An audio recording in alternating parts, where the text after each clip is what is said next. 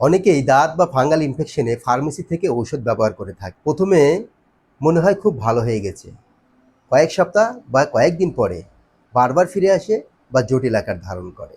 কেন এমন হয়, এই বিষয়টা নিয়েই আজকে আলোচনা করব খুব সহজ সরল ভাষায়। দাঁত বা ফাঙ্গাল ইনফেকশনটা কি? দাঁত বা ফাঙ্গাল ইনফেকশন হচ্ছে ছত্রাকজনিত সংক্রমণ। এটি একজনের হলে পরিবারের অন্য অন্য সদস্যদের দ্রুত ছড়াতে পারে।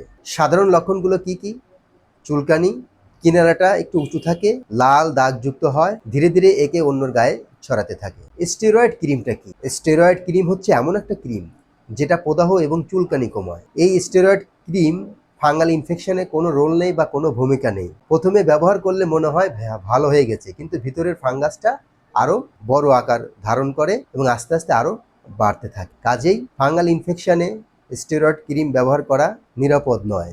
ফাঙ্গাল ইনফেকশনে স্টেরয়েড কেন অপব্যবহার বলবো? এই স্টেরয়েড ক্রিমটা কোনো প্রেসক্রিপশন ছাড়াই দোকান থেকে ইজিভাবে বা সহজেই পাওয়া যাচ্ছে। দোকানদার বা ফার্মেসি ম্যান কম্বিনেশন ড্রাগ, বিশেষ করে স্টেরয়েড, ফাঙ্গাল এবং অ্যান্টিবায়োটিক কোনো প্রেসক্রিপশন ছাড়াই সহজেই দিয়ে দিচ্ছে। প্রথম দিকে আরাম পাচ্ছে বিধায় দোকান থেকে বারবার ব্যবহার করছে। এটাই হচ্ছে এই স্টেরয়েড ক্রিমের অপব্যবহার।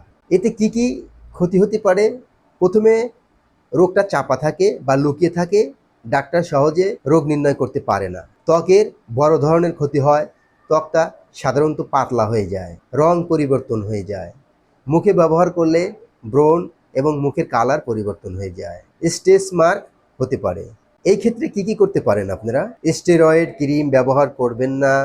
ডাক্তারের পরামর্শে অবশ্যই আপনারা ফাঙ্গাল ইনফেকশনে চিকিৎসা নেবেন, পুরোপুরি চিকিৎসা নেবেন, মাঝখানে চিকিৎসা ছাড়বেন না। পরিষ্কার এবং আক্রান্ত স্থান শুকনো রাখবেন। তোয়ালে এবং জামা কাপড়গুলো পরিষ্কার করবেন, একে অপরের জামা কাপড় ব্যবহার করবেন না।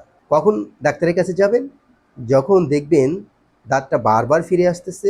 এই ভালো এই খারাপ, শিশুদের ক্ষেত্রে, গর্ভবতীদের ক্ষেত্রে, মাথার ত্বকে ফাঙ্গাল ইনফেকশন হলে এবং সারা শরীরে ছড়িয়ে পড়লে।